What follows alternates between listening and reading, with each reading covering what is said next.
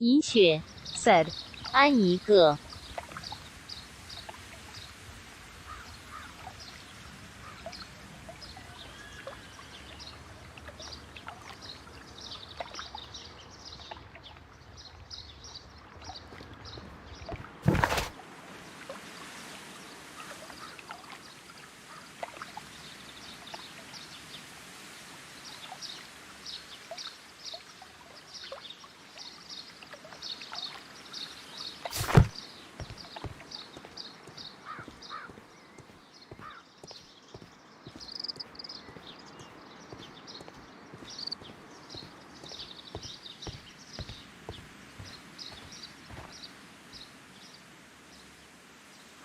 Good day to you, sir. My name is I am exalting the sap. A while can you wait? From the trace of elements and moreover from the quality of the ambient geotropism it depends. Therefore, please, mind my gravitropism. Its balance, do not disturb. Disturbed is most definitely the word. There. Completed is the symbiosis. Welcomed you are. To introduce myself, I am the Green Grand Mystic. The Green Grand Mystic himself. This is me. Who am I speaking to? We are two gentlemen who are extremely interested in the vegetation philosophy that is advocated by this establishment. Listening to you, I am.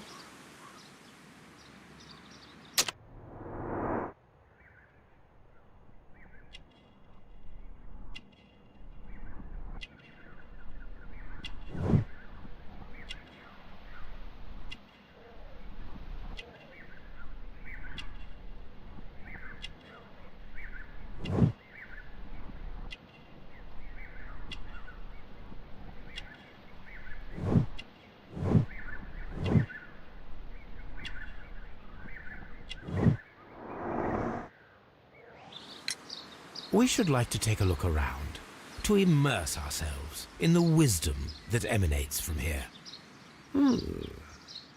It is a school of anastomosis, the divine scholastic syndicate for vegetation veneration and meditation. You may say, the divine syndicate, glory to the eukaryotic. Only true devotees, those whose hearts are ready to spermatophize in sharing of knowledge, are permitted to physically enter our vegetable kingdom and its wisdom. And to be permitted, you must earn it, yes.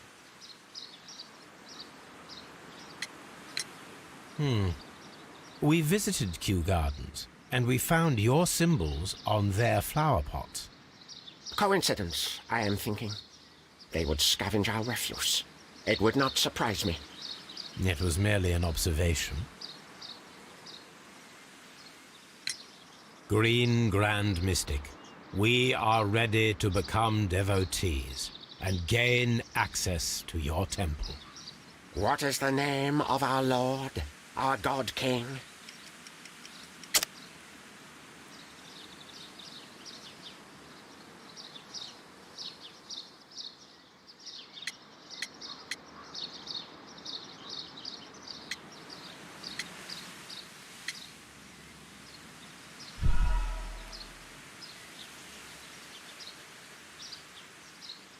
Green Grand Mystic. What is the name of our Lord, our God King? Our God King's name is Treewan, Green Grand Mystic. Oh la, good, good, I like you. Here is the holy key to the wisdom place. Holy donation can you make whenever you so wish. Thank you so much. I pray you to taste our fertilizer substance. From the burdens of life it helps to free. But of course. Raw sap, it is called. It is near the entrance. Well, we will leave you to your meditation.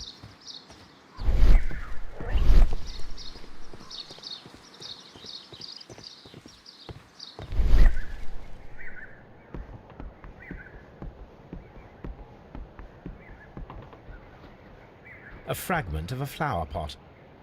Fragments of a flower pot. It fell down here.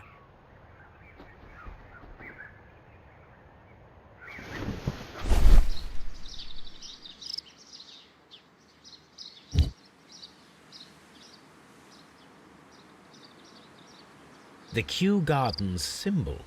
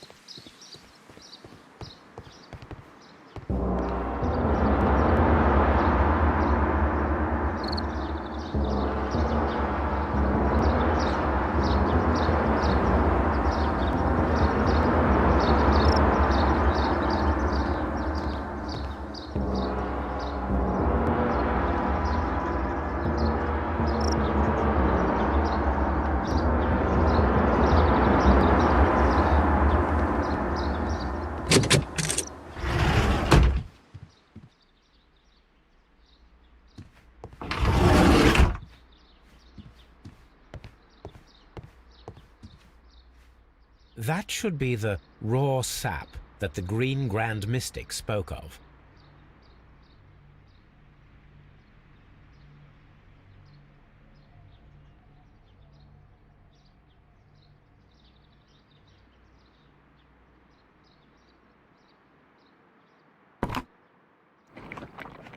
It is rather delicious, and of an excellent quality. My word, Holmes. Their sap is like a form of cocaine.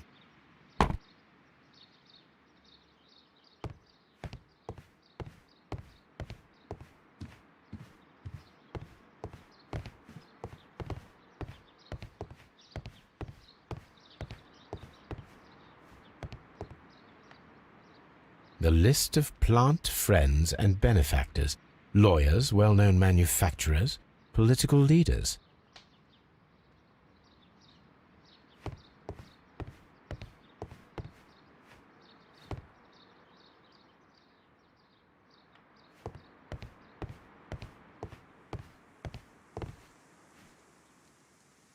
Osmosis and photosynthesis. This must be Triwan, the Divine Syndicate's god.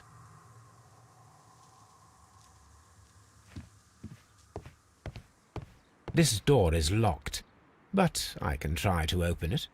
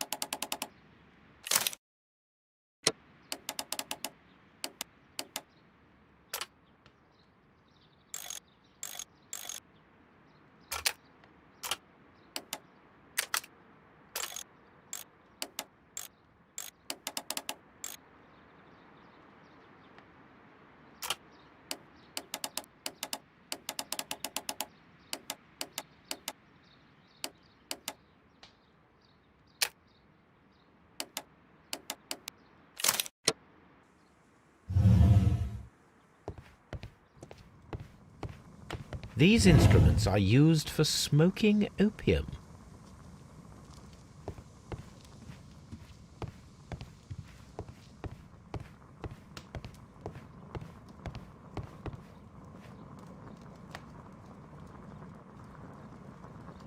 This cabinet is full of chemicals. They are the same as the ones we found in the laboratory at Kew Gardens.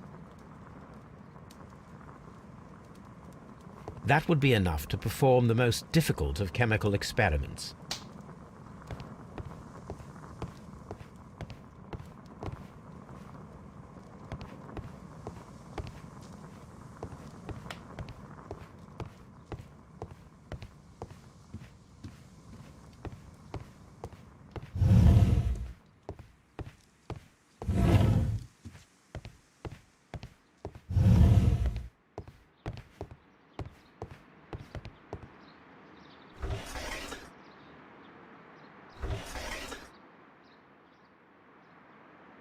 Caterpillars. They are raised as food for certain plants. Let's take them.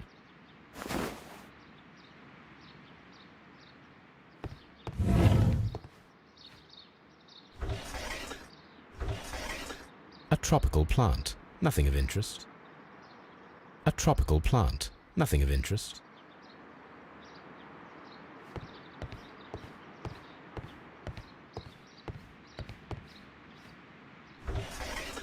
A tropical plant. Nothing of interest. A tropical plant. Nothing of interest.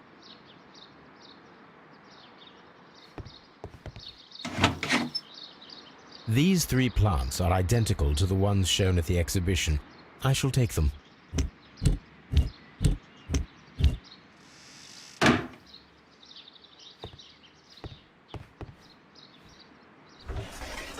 A tropical plant. Nothing of interest.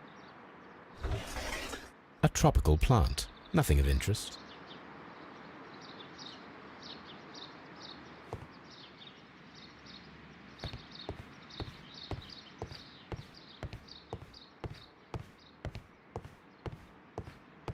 This green grand mystic fellow seems rather suspicious, Holmes. We should search every inch of this place.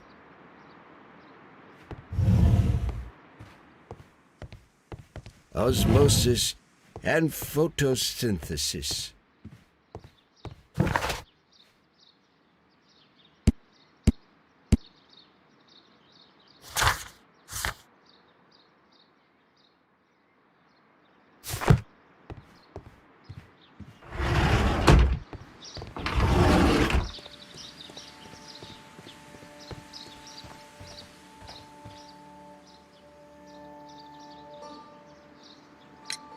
Do you have friends at Kew Gardens? None. Not worthy there.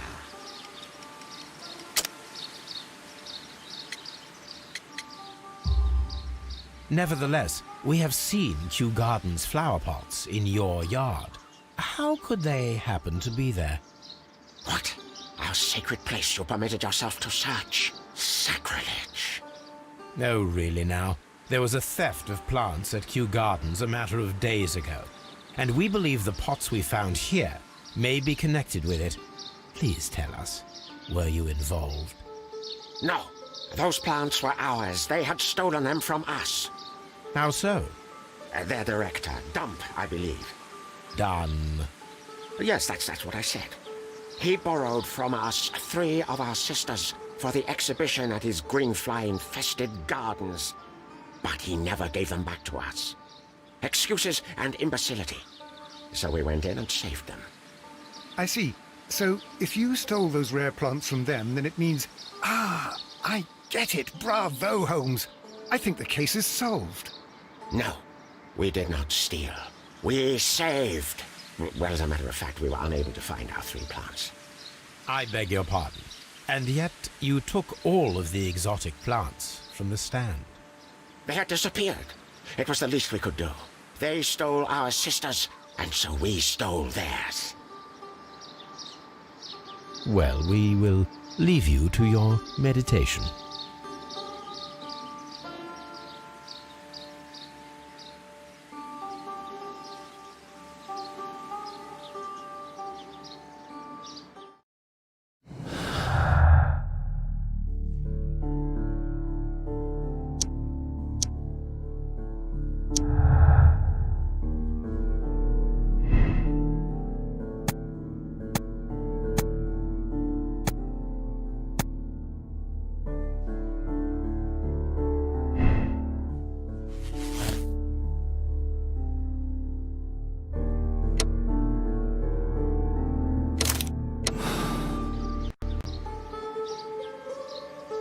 Green Grand Mystic, we have excellent news for you. Please come with us. Praise the all-holy sap for having spiritually pollinated us. Where are we going? We found your plants. Is that true? And where are they? They're at Scotland Yard. Please come with us to identify them, so that you may take them back. Yes, yes, I will come. I am excited to retrieve them.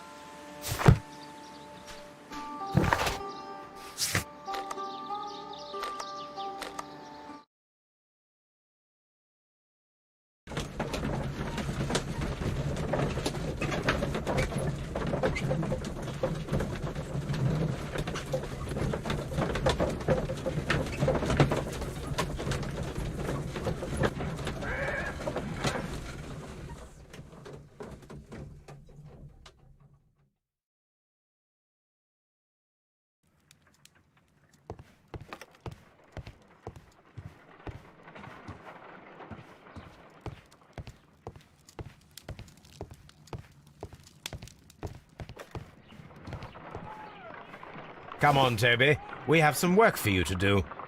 Let us go to Kew Gardens.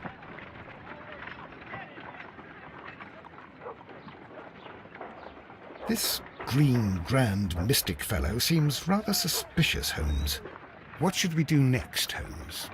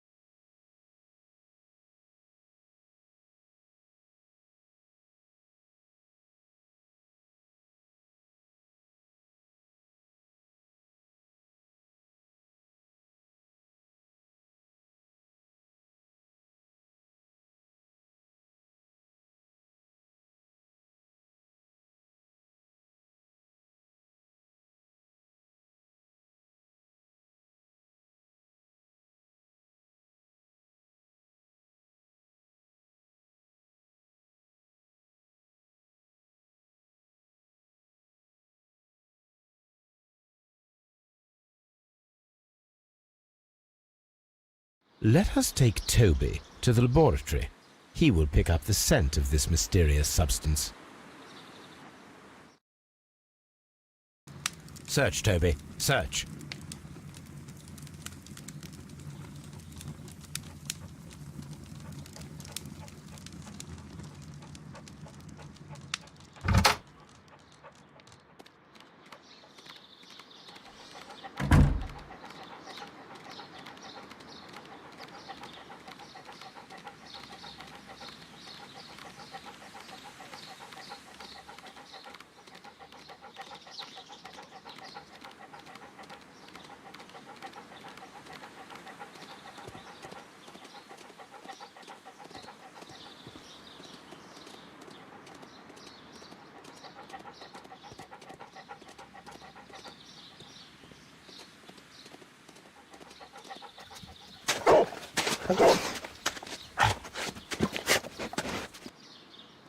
Congratulations, Toby.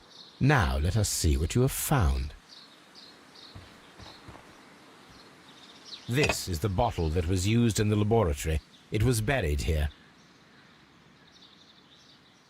There is still some liquid remaining in the bottle, with gold flakes, a tiny caterpillar. Not surprising to see one in a garden, but at the bottom of a bottle.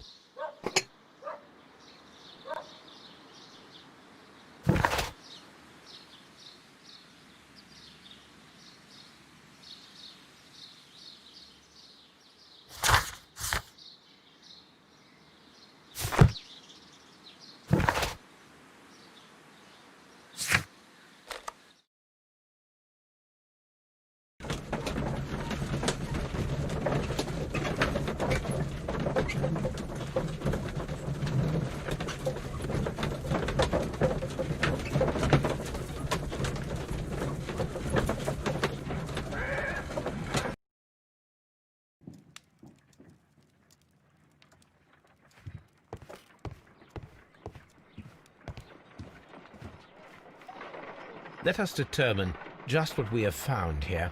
Let us pour liquid from the bottle into a test tube to perform an analysis.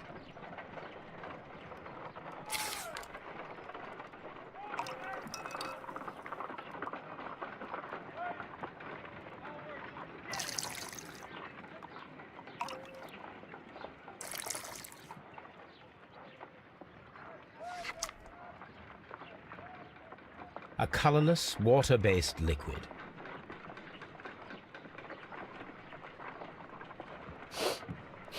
Quite a strong floral aroma. Holmes? What are you doing? It has a bitter taste. What if it's poisonous? Did you ever see poison stored in enormous jars like that? Anyway, there is a doctor nearby. So what do you think it is? It is some kind of organic compound. Let us vaporize the liquid and see what happens.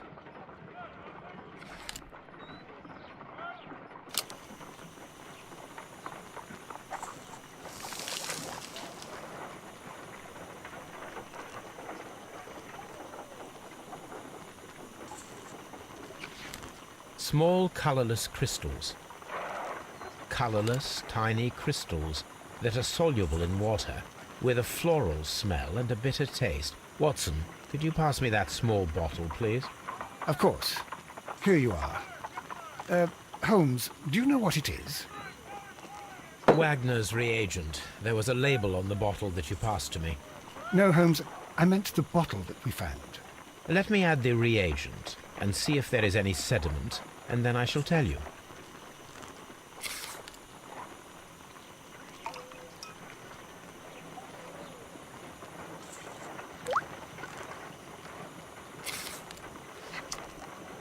Red sediment, just as I suspected. This liquid is of organic origin. It contains some alkaloid. Most likely it is unstable, and that is why there is a quantity of gold dust to prevent contamination. This mixture is probably a fertilizer.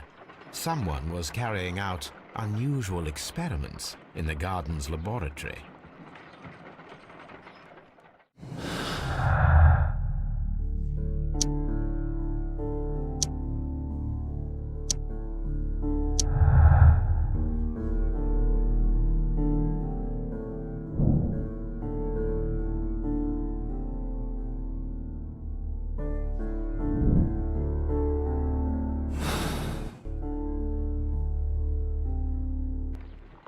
According to the deadly plant's information, in order to perform our experiment, we will need fertilizer and food. Caterpillars should do nicely.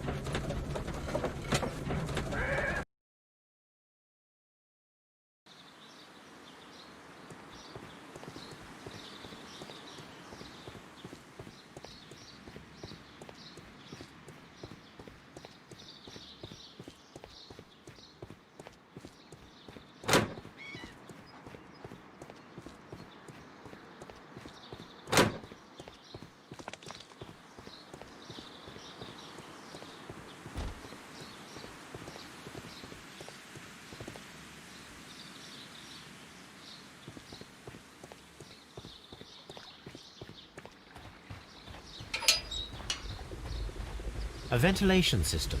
It should regulate the temperature of the staff buildings.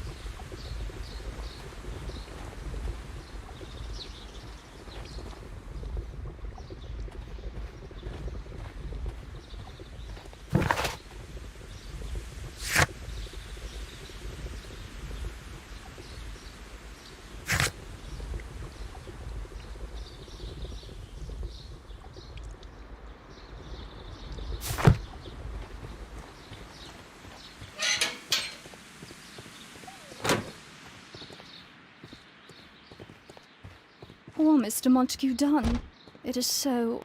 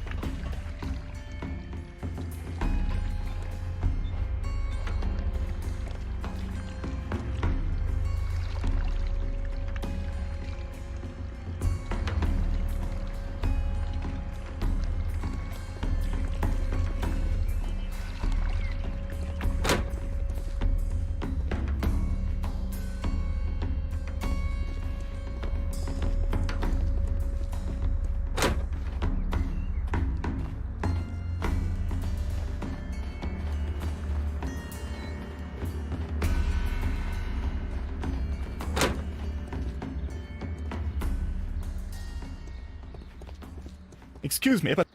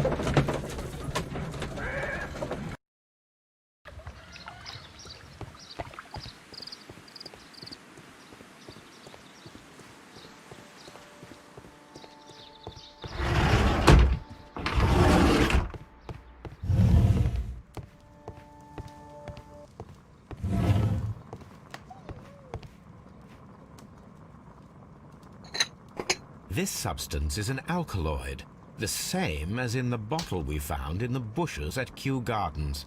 Perfect, Watson. We can begin our experiment.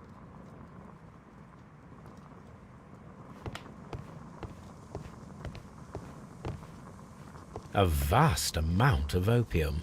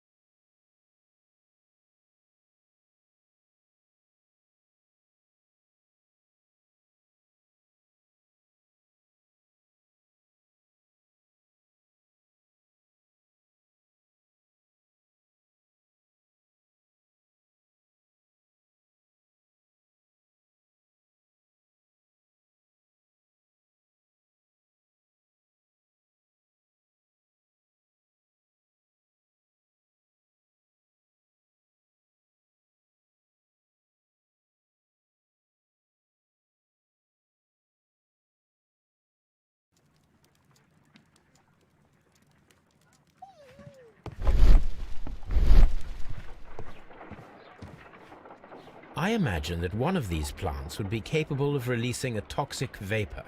I need to find out exactly how it could be done. I shall begin now. Watson, if you are at all optimistic to have dinner this evening, then I'd recommend that you put on the gas mask.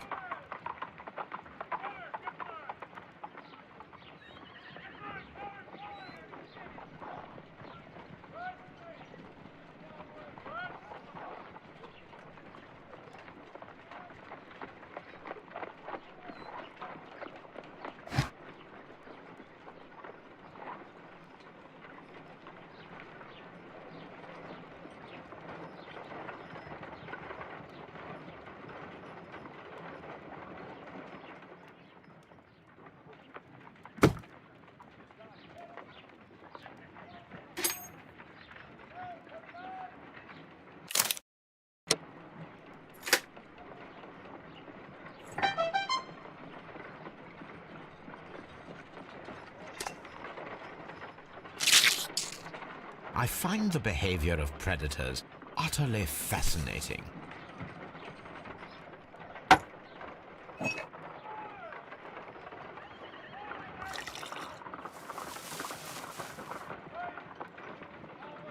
This plant becomes inactive after being drenched with alkaloid.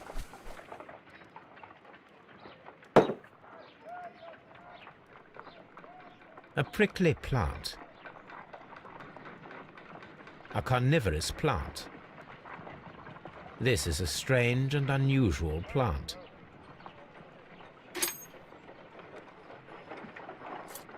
No reaction.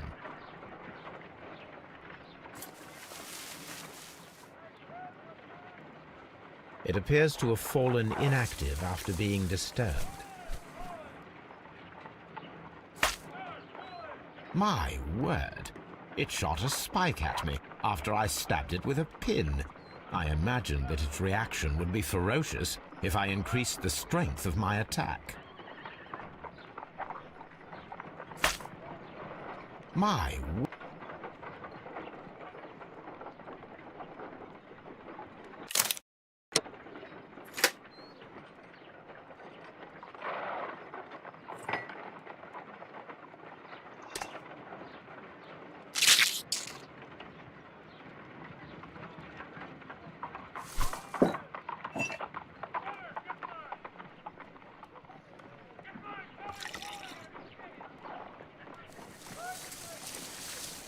It appears to open after being soaked with alkaloid. No reaction.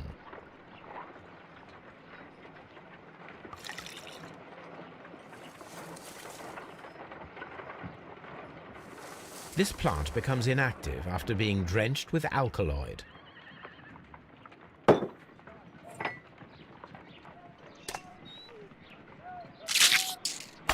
How interesting. What a strong and effective defensive mechanism.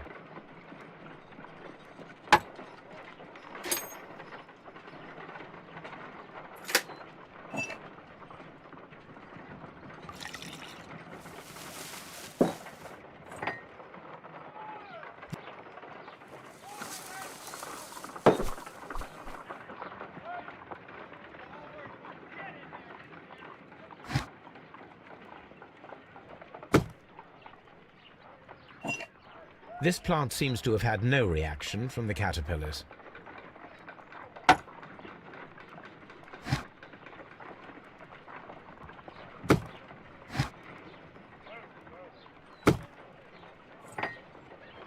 This plant seems to have had no reaction from the caterpillars.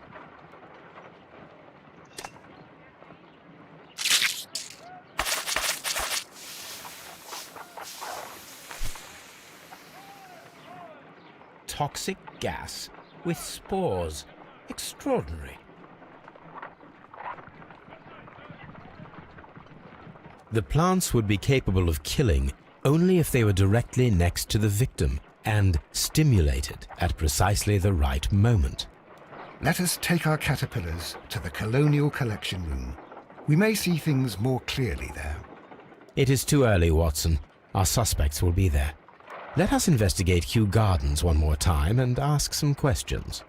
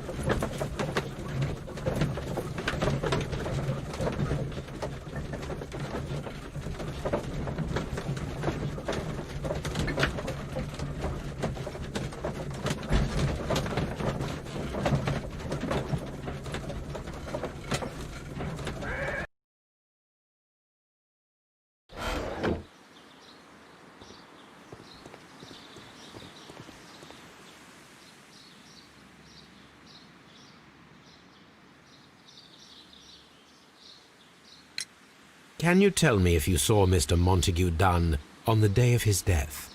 Yes, of course. I met him, and we went to see Albert, his son, at around 9:30.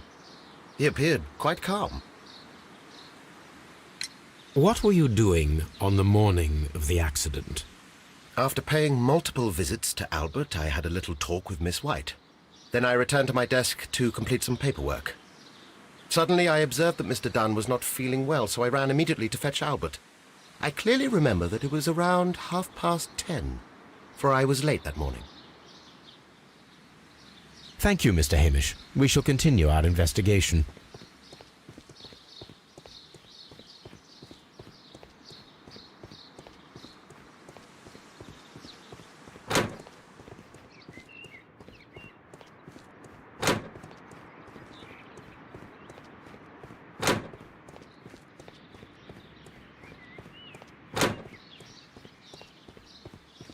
Seed House.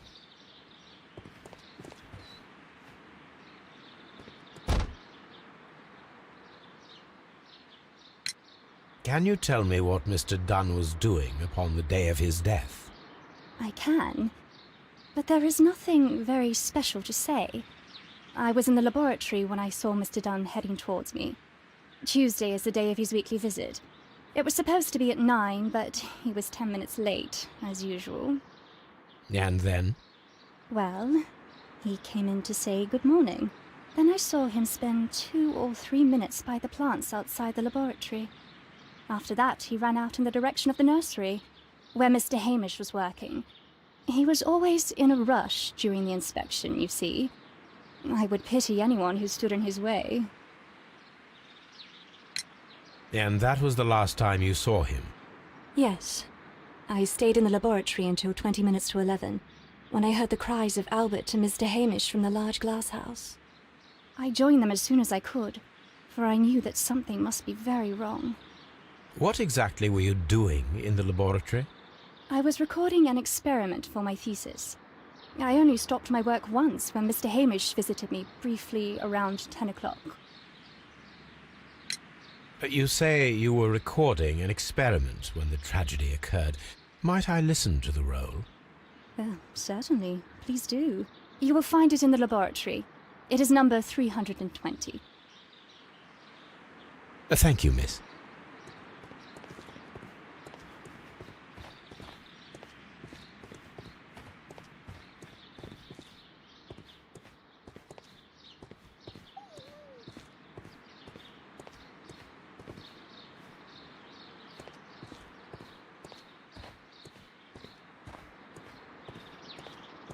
From here, we are unable.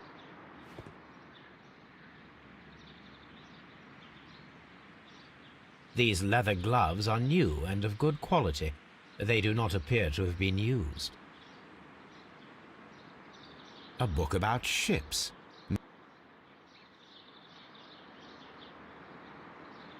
Materials for college study.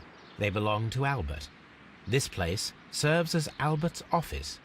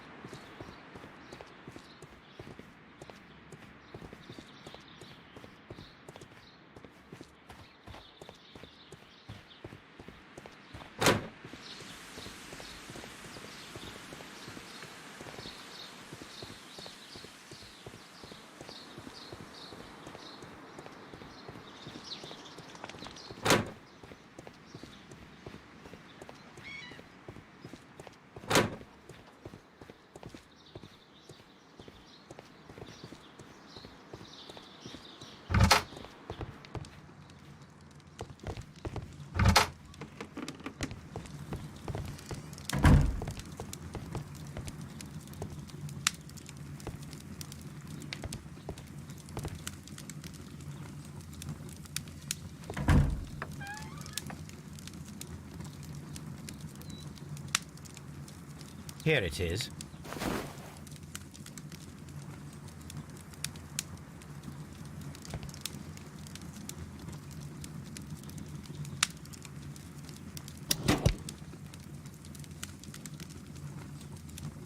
These plants, classified as shrubs or grasses, have adapted to their arid environment due to a system of underground roots.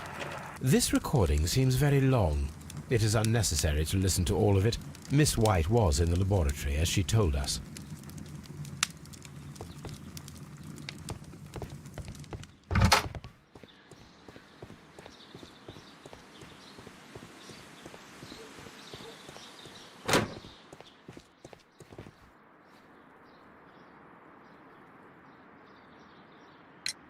Your father's death does seem highly suspicious. What were your movements here on that day? Suspicious? Well, I was working in the seed house, taking care of Lysa something, or Lear Pontus, or... No, wait. Ah, these Latin names. And I spent so many hours trying to memorize them. Did you see your father that day? Yes. He came here with Mr. Hamish for his weekly visit. There was nothing unusual about that. And then? Nothing. They stepped out to the backyard. It was perhaps 20 minutes before 10 o'clock. Then about 10 minutes later, I saw my father heading for the dry tropics room while Mr. Hamish returned here. And Mr. Hamish and Miss White, what were they both doing that morning? Mr. Hamish visited me a couple of times. I also saw him returning from talking with Miss White, and that was at 10 minutes past 10. But then he ran back here to me to tell me that my father was feeling unwell. We hurried across to the water lily room, and I found my father lying dead on the floor. Oh, my God. Thank you, young man. We shall see you again soon. Everyone has gone, Holmes. The way is clear.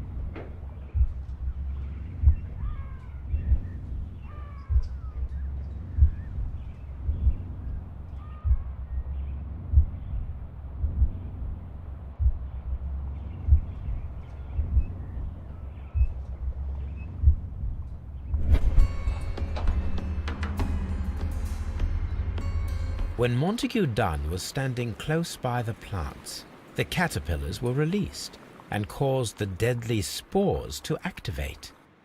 Panicking, and likely already half asphyxiated, Montague Dunn started back and knocked over the bust.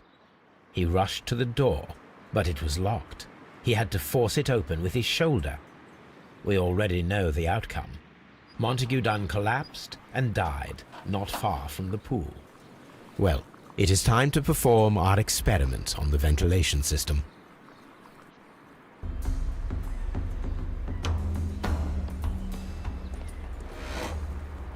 The caterpillars could only fall from the ventilation duct. Our caterpillars are in place. I'll activate the ventilation system so that they fall down. Watson, stay here and observe. All right, Holmes.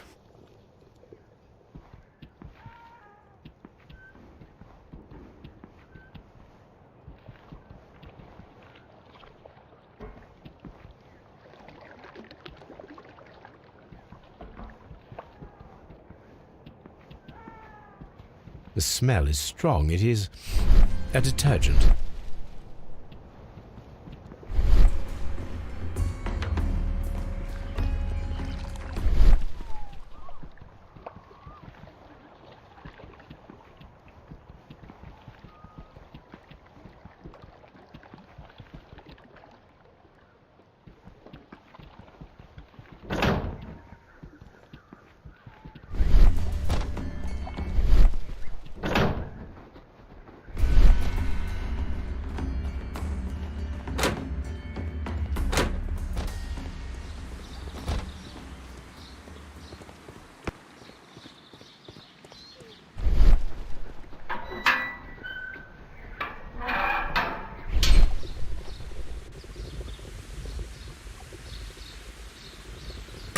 The power is on.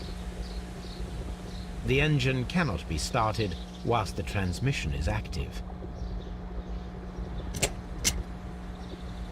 The engine has started. The power is on.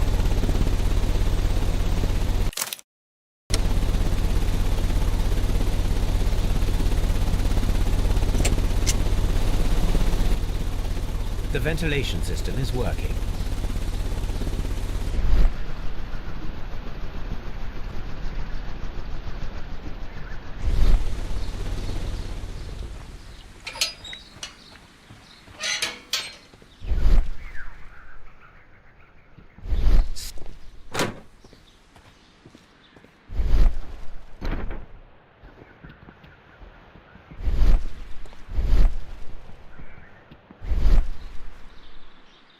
Excellent. This ventilation fan is working. Let us see if I can activate the other one.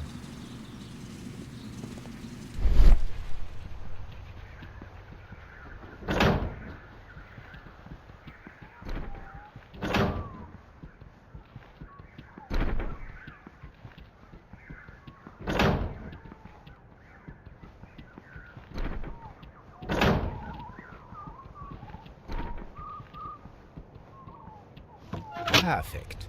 Now I just need to find Watson to check the result.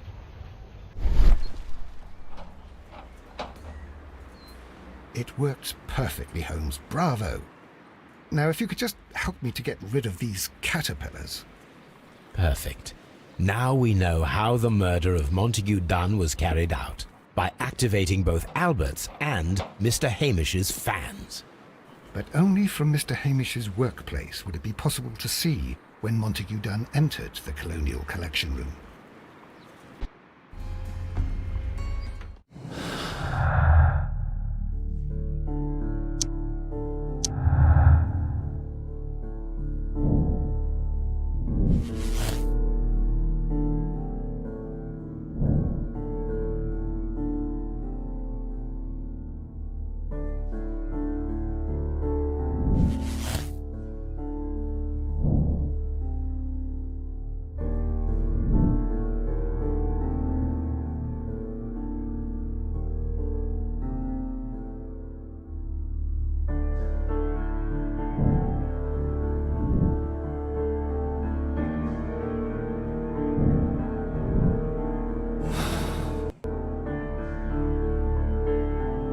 Let's go to Scotland Yard.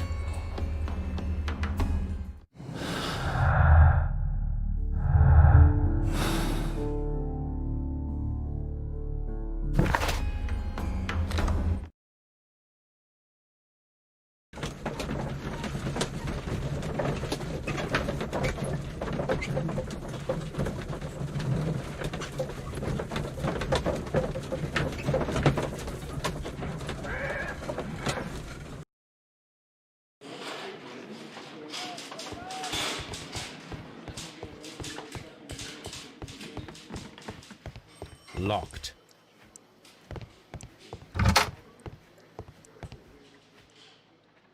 Inspector, I believe that Martin Hamish is guilty of the murder of Montague Dunn. Aha! I knew it. I'll send the lads around to arrest him. Very good. I shall wait to hear from you.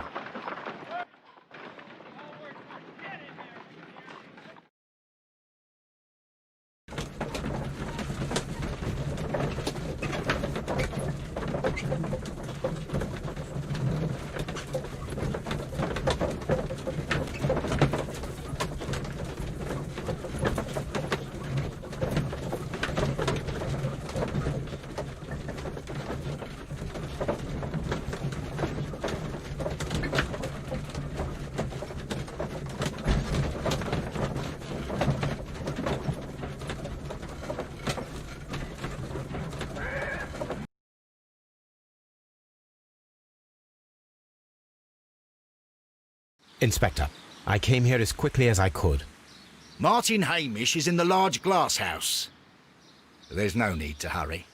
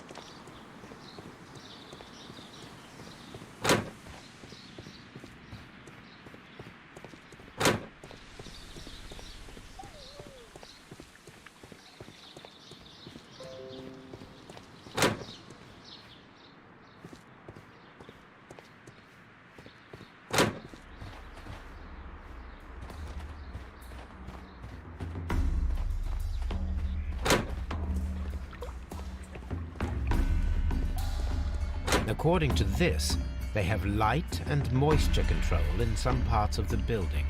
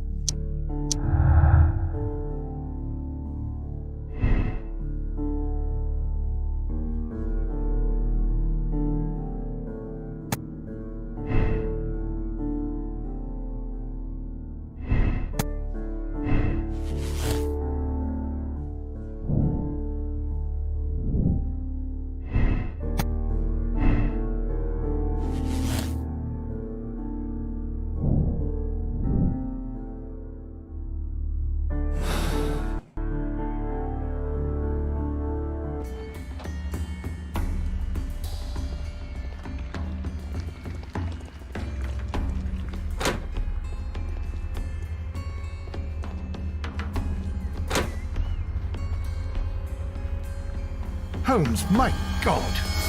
Yes, we found him like that. Our messing around with the ventilation system didn't go unnoticed. Mr. Hamish realized that we knew. Inspector, could you arrange the body, please? I should like to examine it.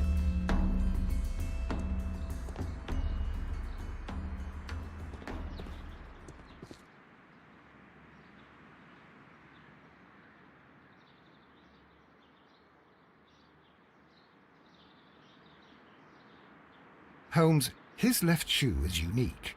This anomaly is often a characteristic of... A club foot. Bravo, Watson. That is the key element of this case.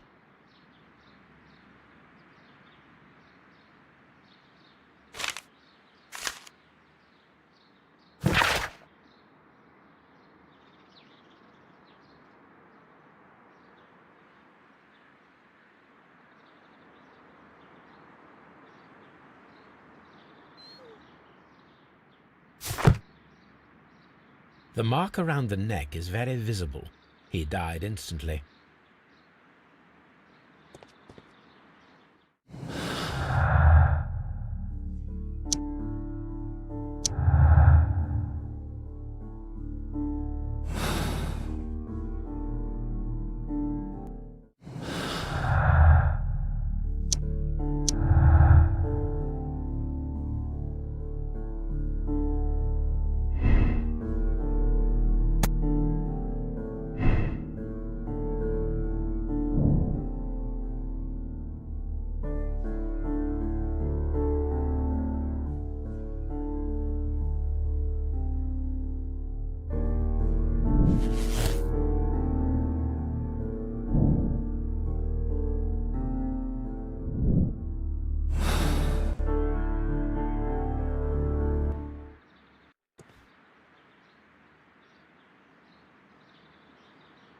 Something about this rings very oddly.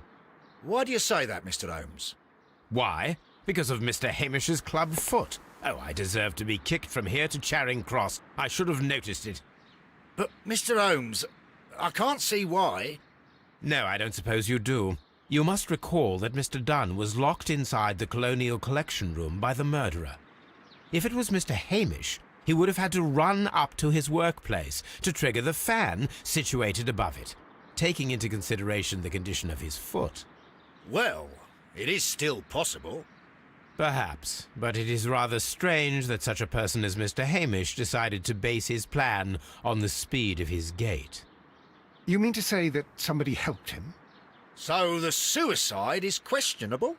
Correct. Mr. Hamish accuses only himself in his letter, and so the investigation stops. Possibly an accomplice, then? That idea had not occurred to me, Mr. Holmes. I have another idea, Inspector. Thanks to the testimony that we have collected, we are able to rebuild the events as they took place that day. With a timeline, such as we did in the Jack the Ripper case. Precisely. The map at the entrance of Kew Gardens should help us with our timeline. Let us analyze the facts and statements so that we may recreate the events of that morning.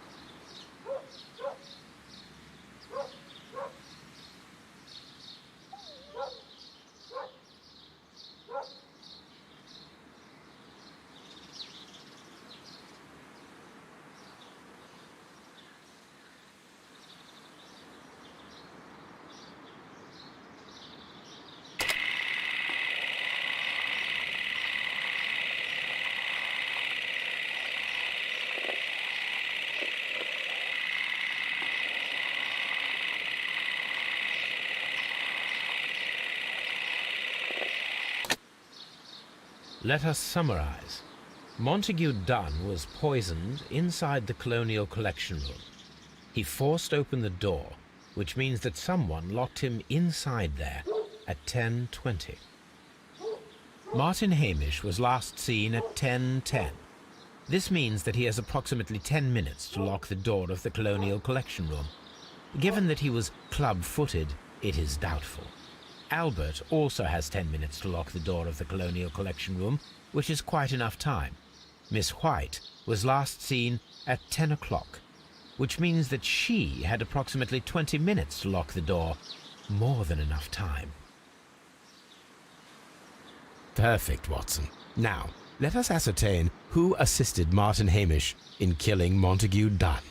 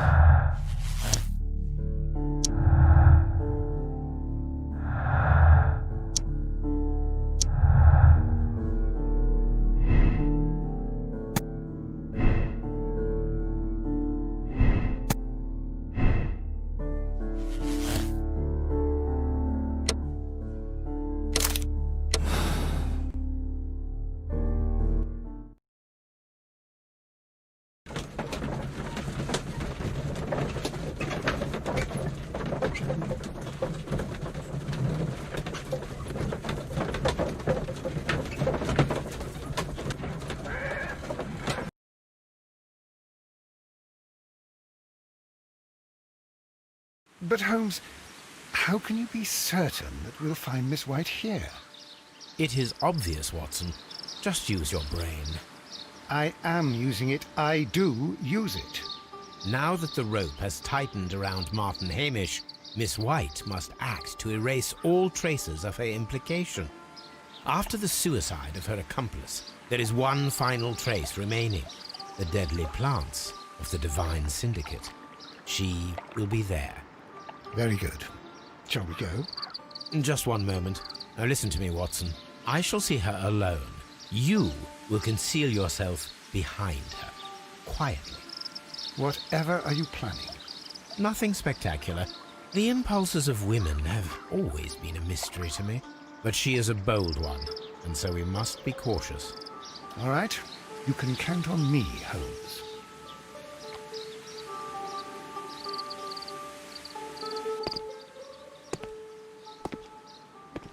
Mr. Holmes, good day to you. You do not seem surprised, Miss White. Well, I was expecting you. Not for too long, I believe. So please tell me, as it is still unclear, Who planned the murder? Was it you? You were wrong, Mr. Holmes. It was Martin Hamish, then. You managed to convince him to take on a more prominent role. You could not be further from the truth. You think that you can fool me? You don't care what I think. It is difficult to care about someone who is capable of pushing a man to his suicide. It is over, Miss White. The police will be here any minute. Over, perhaps.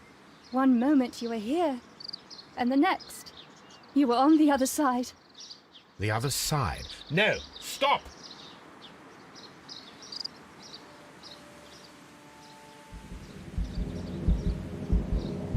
I beg you not to do this, Miss White. Don't come any closer.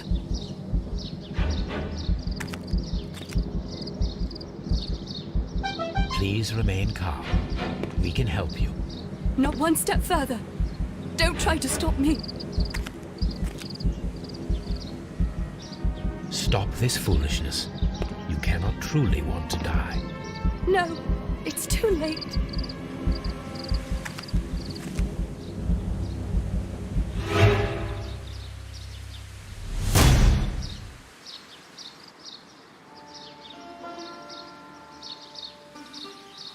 This is tragic, Holmes. Are you able to do anything? I'm afraid not. The poison...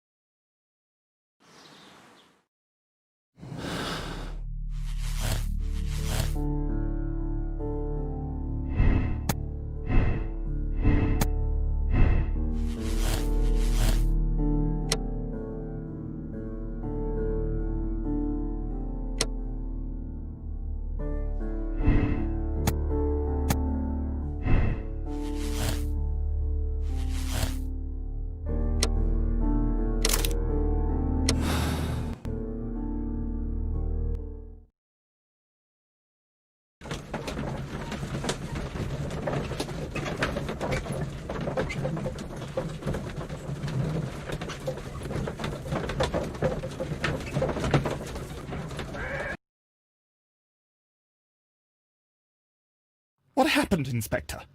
It's all over now, lad. There is no use denying it. We know that you murdered your father. Patricide by plant poisoning. Very alliterative. What? You're mad. I didn't do it. I don't know anything about botany. No!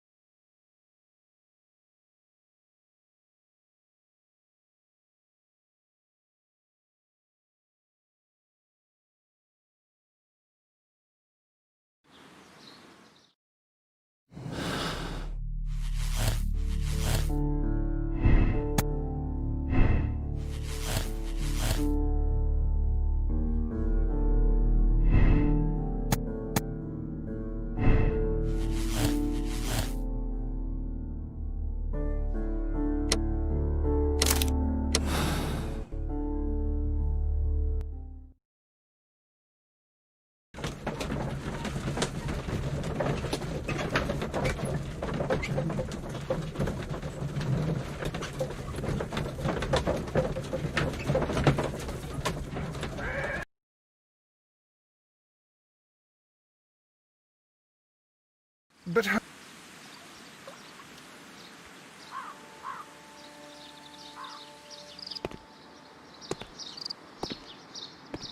Mr. Holmes.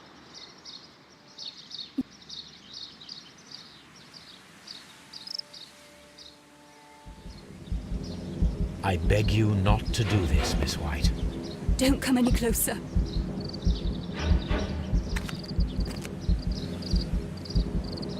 Please remain calm. We can help you. Not one step further. Don't try to stop me. Stop this foolishness. You cannot truly want to die. No, it's too late.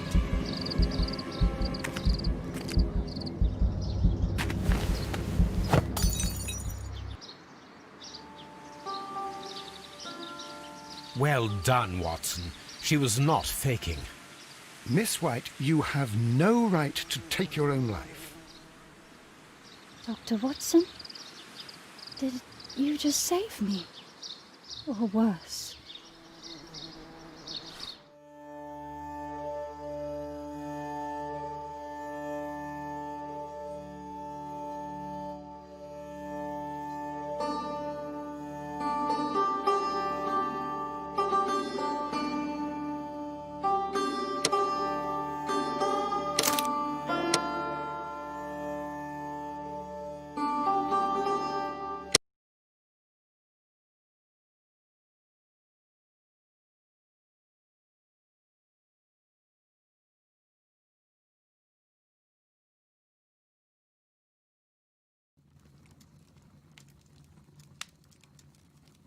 Where are you going, Holmes?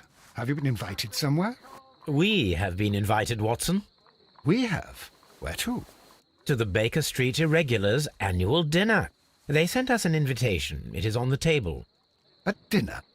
How could those street urchins afford anything like that? I can't understand your interest in them, Holmes. They're dirty. They wouldn't hesitate to steal your wallet. Watson, you should be excited.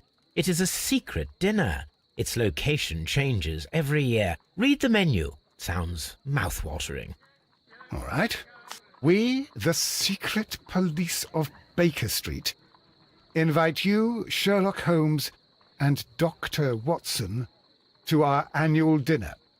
Menu, entree, frozen rat head salad. Is this a joke? Not at all. Pray continue. Main course, sow's udder in Danny Nutcracker's way. Sounds disgusting, Holmes. Hedgehog goulash. Street turnips in homemade juice. And it goes on. I can hear them on the stairs now.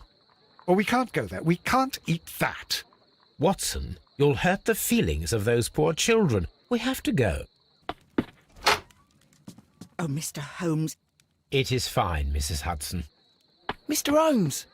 Wiggins, Dr. Watson is getting ready. He will be delighted to join us. You don't look well, my young man. Is there something wrong? Don't tell me the dinner is cancelled. Mr. Holmes, it's my brother Leighton. He's in a prison cell. They say he's killed 2 men. You have to help us, Mr. Holmes, 'cause I know he didn't do it. Where is he now? From what I've heard, they took him to the yard, and they gave him a good beating already. You know what they're like. They'll hang him. They won't look any further. Holmes, we have to help him. And forget about the dinner? Wiggins, I'll take the case. You're fantastic, Mr. Holmes. I'll be waiting for you at the crime scene. You'll be there, right? It's on Half Moon Street in Whitechapel. Very well.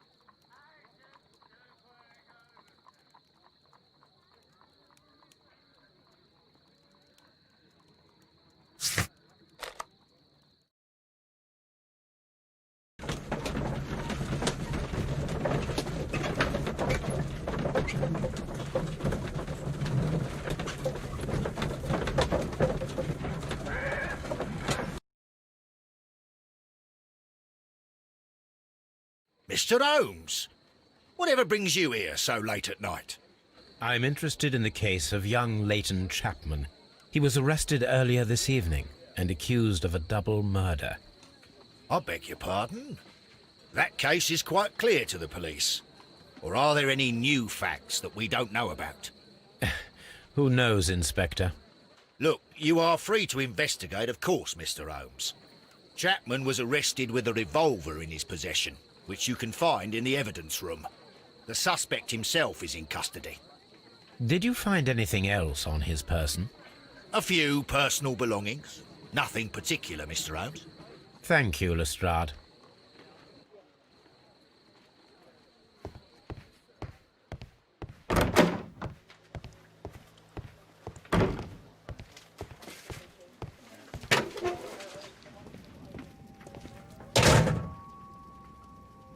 So this is the gun that Leighton was holding when he was caught by the police.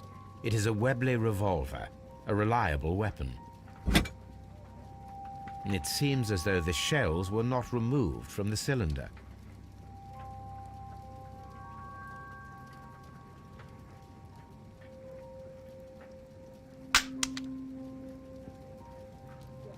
Two out of the 6 shells have been fired.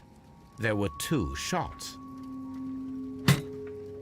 A cheap watch, bought with his own money, no doubt. These cigarettes are filled with cheap tobacco, nothing interesting.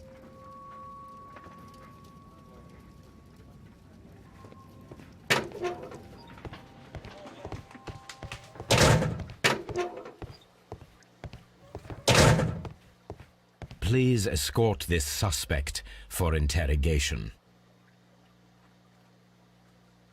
Good evening, Mr. Chapman. Who are you? I've got nothing to say. It's all a mistake. Calm down, Leighton. I have come here to help you. To find out if you truly are innocent, as your younger brother Wiggins has told me. My brother? You know him? Then that means you're... Sherlock Holmes. Oh, blimey. All right, Mr. Holmes. I'll tell you everything.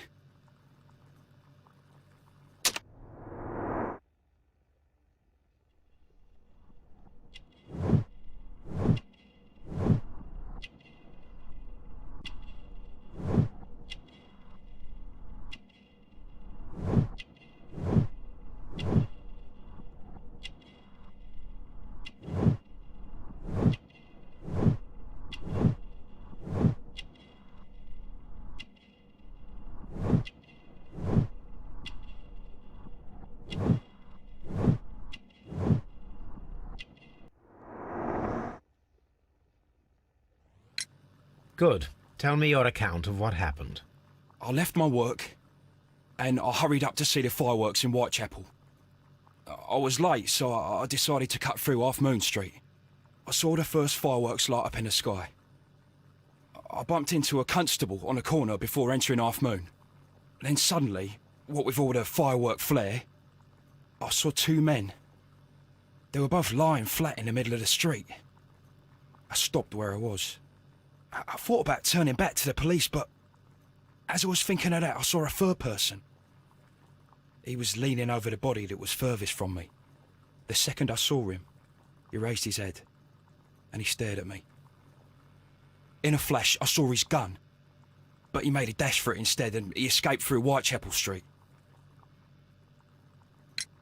So you might still have had time to return to the constable. I panicked. I didn't know what to do. Anyway, I approached the bodies just to see if they were still alive. I saw that one had blood pumping out of his stomach. He was dying. It was horrible. The second one was already dead. He had a hole in his head. He was holding a gun in his hand, though. I took it, and then I followed the third man. Interesting. Pray, continue. I turned a corner, and I saw the man standing in the middle of the street. He seemed to be in some sort of panic. And then, Mr. Holmes, something strange happened. I told the police and they laughed at what I said, but I swear to you, my words are true. I started running towards him. But then I was blinded by a flash. It was so bright that I hardly saw anything for a good dozen seconds. but I kept running forward. As I arrived in Whitechapel, I heard a woman screaming, and then I was caught by the police. But there wasn't a trace of that man. Of course, then they found a gun and all that blood. I couldn't see the murderer escaping and all that mess. Perhaps I was still half-blinded at that moment. A thrilling account, my young man. Latham, are you able to describe the person whom you saw standing in Half Moon Street? Well, I wasn't able to see his face at all. It was too dark, and he was too far away. I could see his silhouette. And what about that?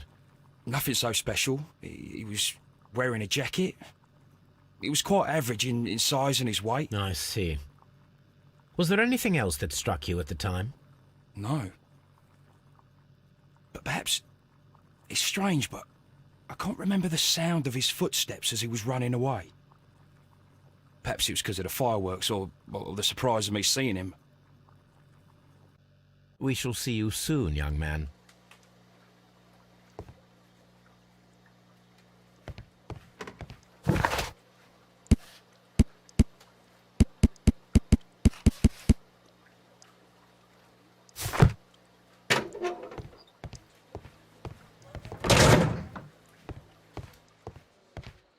Mr. Holmes, what is the trouble with that lad? Isn't he guilty of murder?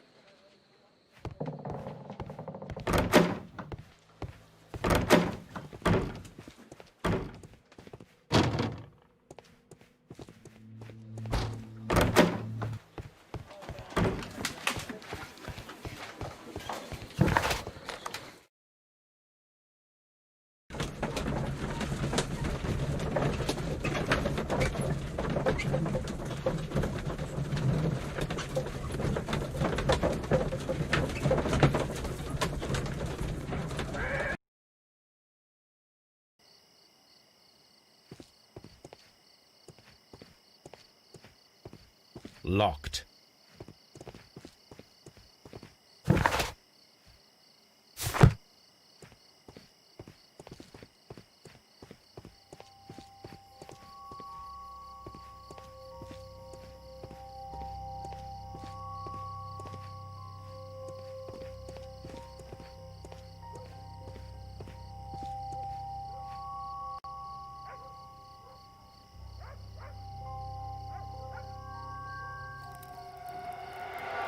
Please, gentlemen, leave the scene now. Oh, Mr. Holmes, is that you? Good evening, Constable... Constable Marrow. I was here with Inspector Aberline during the Ripper case, Mr. Holmes, back in '88. But then this is nothing like that case. With this one, we've got the murderer, the weapon, and the statements, which speak for themselves. Of course, Marrow. But you know that appearances can sometimes be deceiving. Who were the victims? The two men here, both shot. The stat fellow was Brian Vercotti, a well-known ruffian. The other, Kenneth Butler, a jeweller by trade.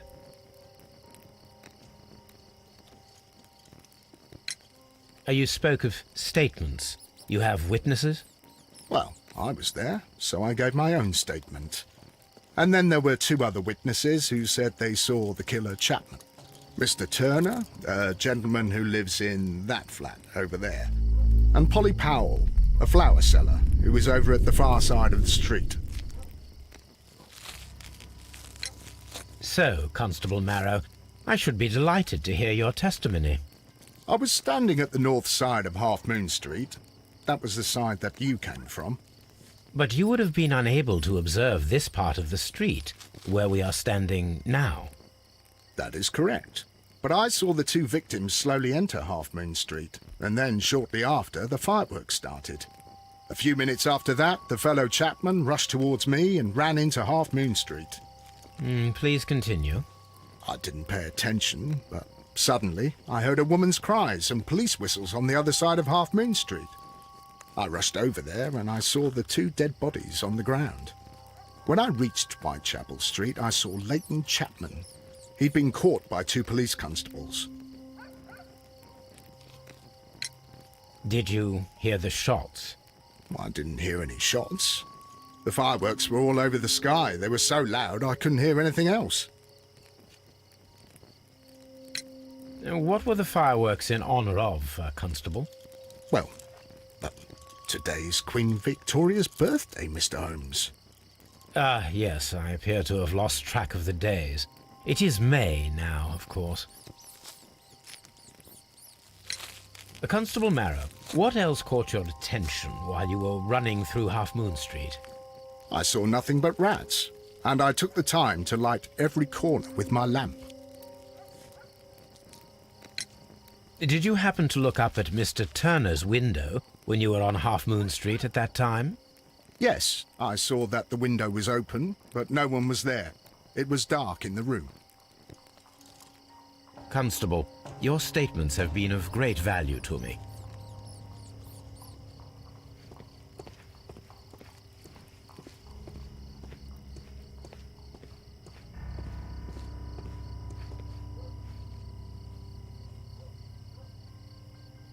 Good evening, Mr. Turner.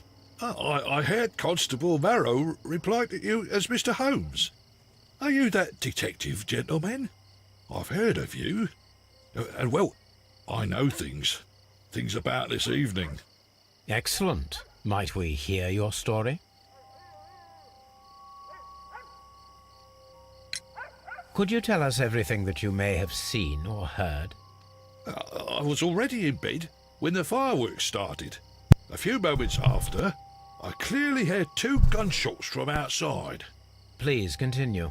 I quickly got up and I grabbed the lamp from my nightstand and I rushed towards the window. I looked down and I saw 2 bodies. And there was a man with a gun who was standing nearby. Where exactly? Well, near this body. Did he notice you? I don't think so. He rushed towards Whitechapel Street without looking around. Mr. Turner, did you see anyone else in the street? No, I saw no one but that man, the murderer, the fellow they caught. Were the 2 shots you heard consecutive? Yes, there was a very short pause between them, and they sounded different somehow. It seemed to me that the second shot was louder than the first. That is an interesting comment. Mr. Turner, what were your actions after you stepped up to the window?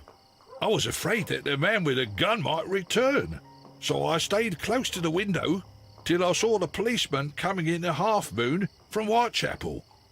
Then I walked out to tell them everything I saw.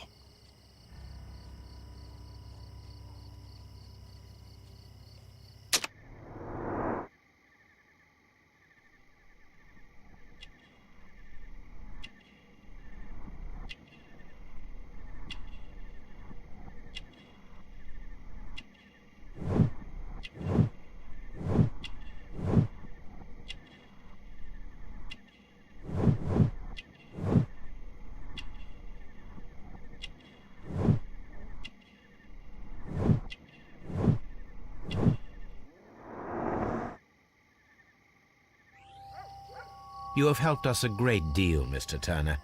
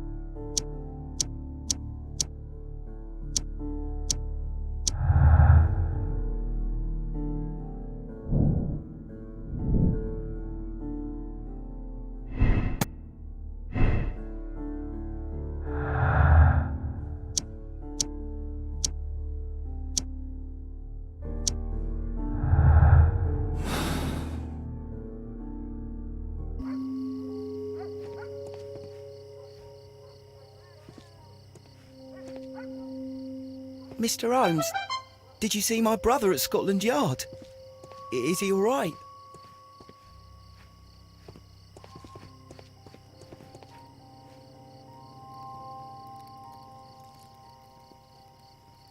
The bullet struck his head. This man didn't stand a chance.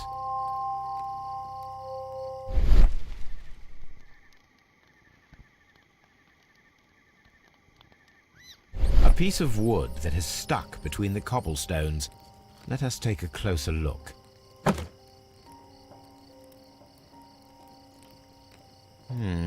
This shard of wood is quite new.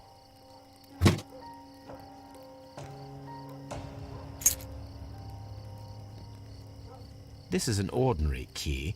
I wonder what kind of door it opens.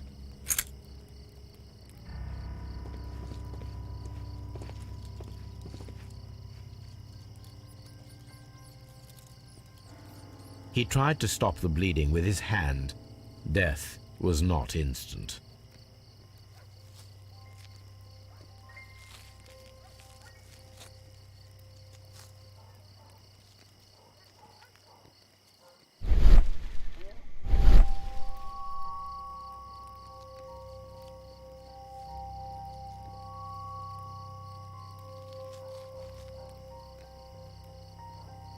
The bullet penetrated his stomach, a dreadful wound.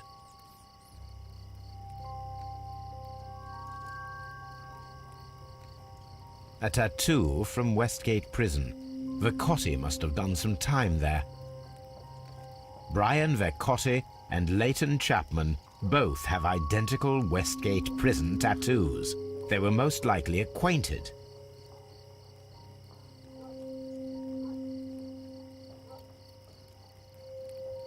Brian Vercotti suffered greatly. What a terrible way to die.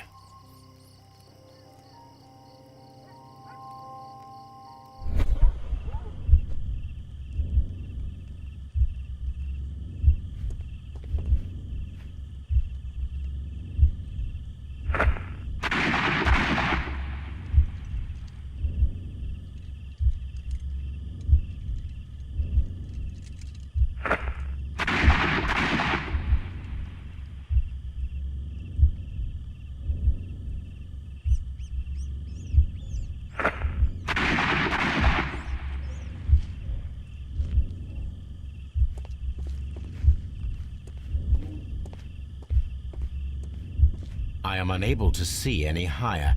I need to find something to lift my lamp.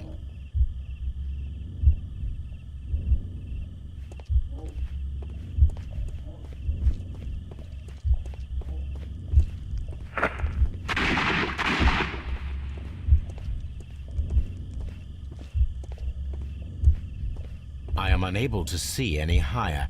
I need to find something to lift my lamp.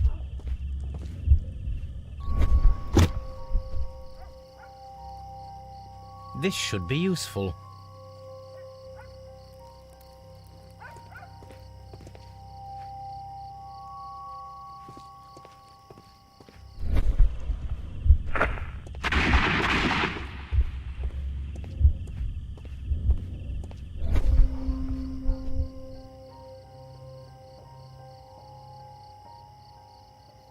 Nothing interesting here.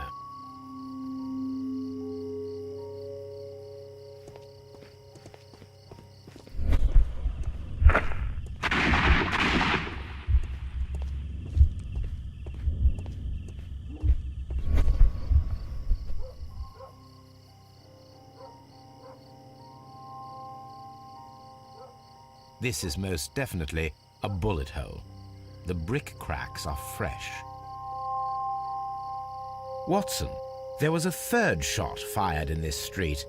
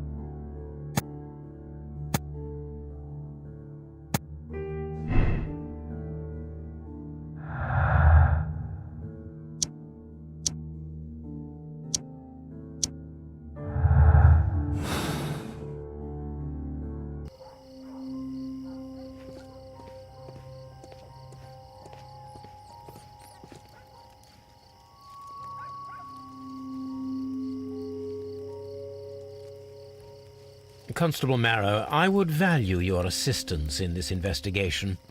It would be my pleasure, Mr. Holmes. I would like to make sure that there are no places in Half Moon Street where a man could hide while you were running through it with your lamp. All right, Mr. Holmes, what should I do? Take your lamp and start walking, just as you did before, and try to find me. Understood.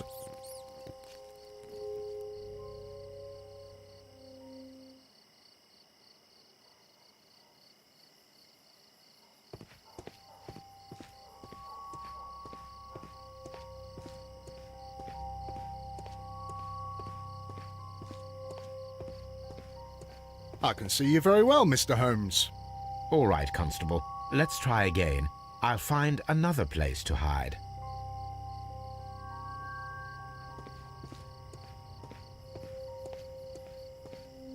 Here you are, Mr. Holmes.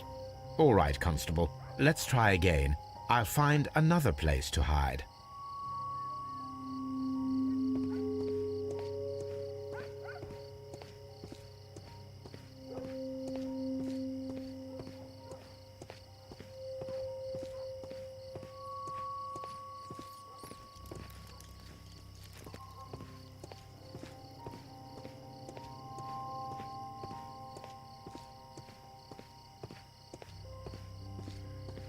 Mr. Holmes, it wasn't difficult to find you at all. It is obvious now. No one could escape Constable Marrow's lamp while hiding in the street.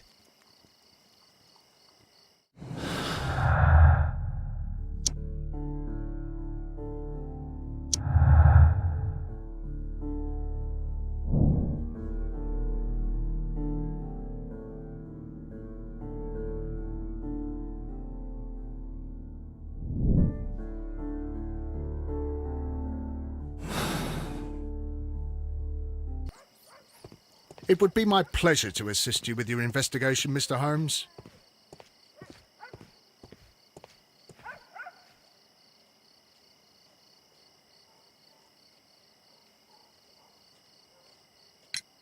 Mr. Turner, you have stated that you remained close by your window after the crime. Is that correct? Oh, yes, Mr. Holmes. I stayed at my window until the policeman arrived to examine the dead bodies.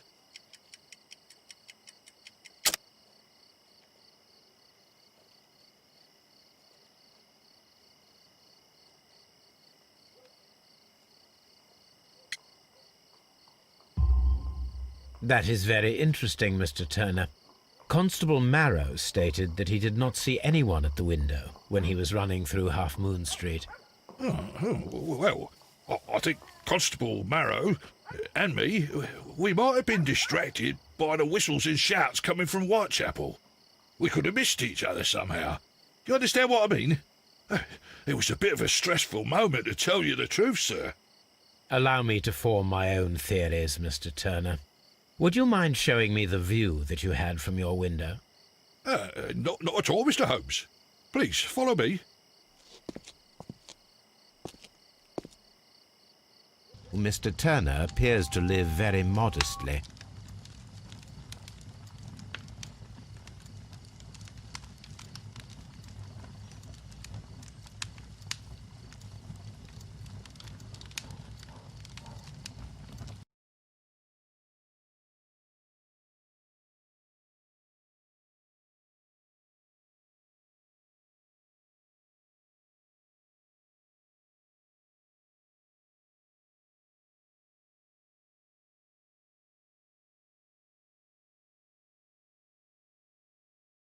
银雪 said 等等新电脑要来了等等会下播。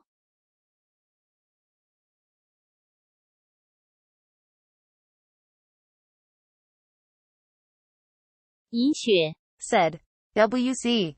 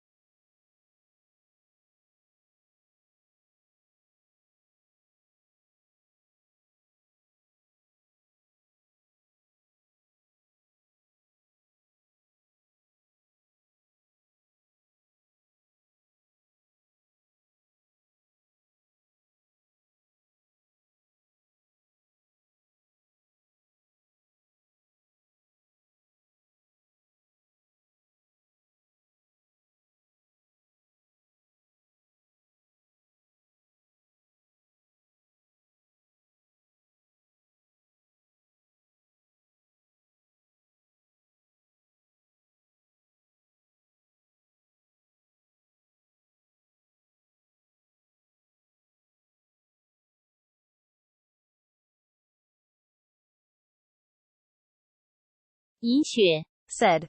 先下播好了。银雪 said.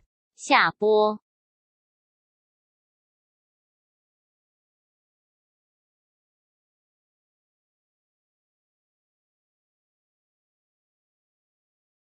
银雪 said.